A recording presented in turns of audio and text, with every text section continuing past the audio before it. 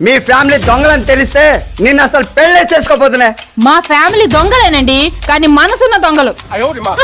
ఇదిగో ఈ sofa set మీకు సారిగా పెట్టడానికి అర్ధరాత్రి 1 గంటకి MVP లో దొంగతనం చేశారు.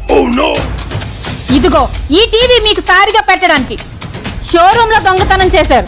మన రూముల్లో ఉన్న 2 మంచాలు మీకు సారిగా పెట్టడానికి ఒక ఫ్యామిలీ తిరుపతికి వెళ్తే వాళ్ళ ఇంట్లో దొంగతనం చేశారు.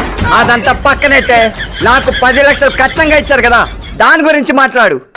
అంటే అది మీ ఇల్లు అని తెలియక మీ ఇంట్లోనే దొంగతనం చేశారండి.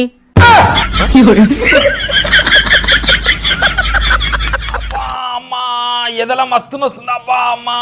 ఇగో మెడికల్ షాప్ పోయి ఒక గోళీ తీసుకురాపో జల్దీ. 15 నిమిషాల తర్వాత ఇక్కడికి తెచ్చినావా? సగం దూరం వెళ్ళి వాపస్ వచ్చిన. ఎందుకు? లిప్స్టిక్ పెట్టుకోవడం మర్చిపోయినా. మన పెళ్లికి మన ఇంట్లో ఒప్పుకోపోయింటే ఏం చేస్తుంటారండి?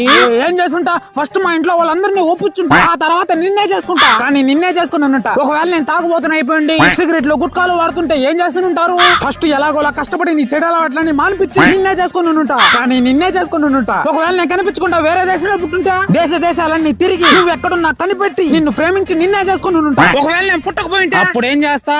వేరే అమ్మాయిని చూసి చేసుకుని ఉంటా. నాకు తెలుసురా నా బట్ట, నువ్వు వేరేదాన్నే చేసుకుంటావనే. ఇప్పుడు చూడు వేరే వాళ్ళ మీదే చూపమ్మ ఈ బాటుకో నా బట్టకి.